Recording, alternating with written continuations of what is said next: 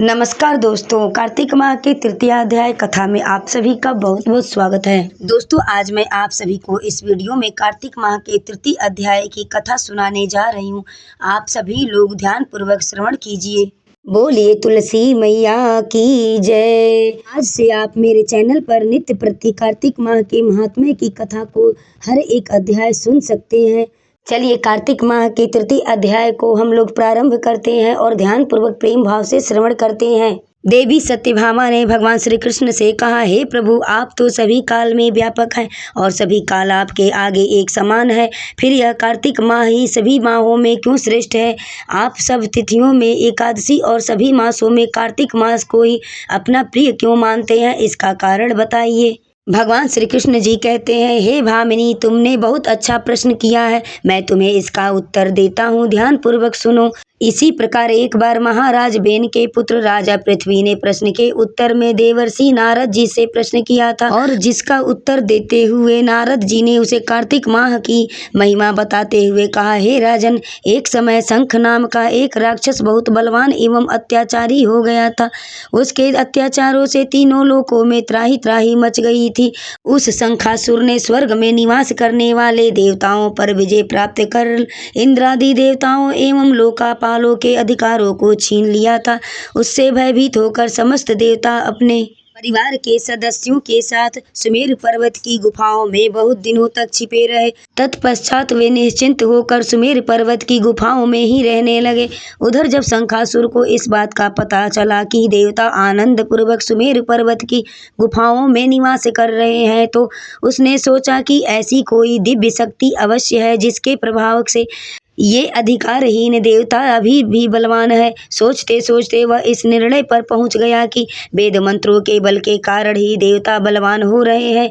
यदि इनसे वेद छीन लिए जाए तो ये बलहीन हो जाएंगे। ऐसा विचार करके शंखासुर ने ब्रह्मा जी के सत्यलोक से शीघ्र ही वेदों को हर लिया। उसके द्वारा ले जाते हुए भय से उसके चंगुल से सभी वेद निकल भागे और जल में समा गए। शंखासुर ने वेद मंत्रों तथा बीज मंत्रों को ढूंढते हुए सागर में प्रवेश किया, परंतु न तो उनको वेद मंत्र मिले और न ही बीज मंत्र मिले।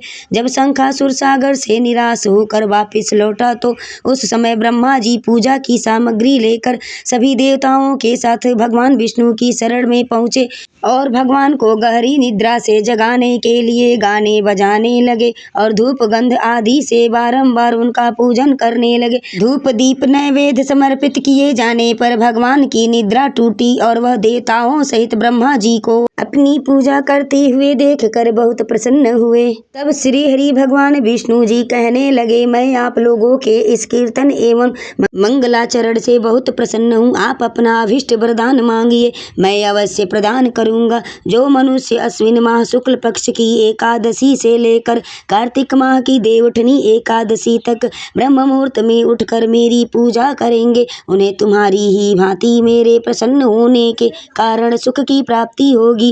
आप लोग जो पाद्य अर्घ आचमन और जल आदि सामग्री मेरे लिए लाए हैं, वे अनन्य गुणों वाली होकर आपका कल्याण करेंगी। शंखासुर के द्वारा हरे गए छीने गए संपूर्ण वेद जल में स्थित हैं। मैं सागर पुत्र शंखासुर का वध करके उन वेदों को अभी ला देता हूँ। आज से मंत्र बीज और वेदों सहित मैं प्रति वर्ष कार्तिक माह में जल में विश्राम किया करूँगा।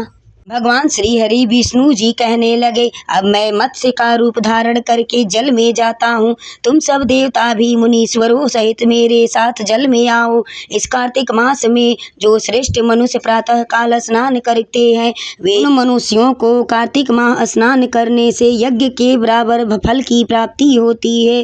हे देवेंद्र, कार्तिक मास में व्रत करने वालों को सब प्रकार से धन पुत्र पुत्री आदि देते रहना और उनकी सभी आपत्तियों से रक्षा करना। हे धनपति कुबेर, मेरी आज्ञा के अनुसार तुम उनके धन धान्य की वृद्धि करना, क्योंकि इस प्रकार का आचरण करने वाला मनुष्य मेरा रूप धारण करके जीवन मुक्त हो जाता है। जो मनुष्य जन्म से लेकर मृत्यु पर्यंत विधि पूर्वक इस उत्तम व्रत को करता है, वह आप लोगों का भी पूजनीय है। कार्तिक माह शुक्ल पक्ष की एकादशी तिथि को तुम लोगों ने मुझे जगाया है, इसलिए यह तिथि मेरे लिए अत्यंत प्रतिदायिनी और माननीय है। हे देवताओं, यह दोनों व्रत नियम पूर्वक करने से मनुष्य मेरा सानिध्य प्राप्त कर लेता है। इन व्रतों को करने से जो फल मिलता है वह अन्य किसी व्रत से नहीं मिलता। अतः प्रत्येक मनुष्य को सुखी और निरोग रहने के लिए कार्तिक महात्म्य और एकादशी की कथा सुनते हुए उपयुक्त नियमों का पालन करना चाहिए। बोलिए विष्णु भगवान की जय, लक्ष्मी मैया की जय, तुलसी माता की जय।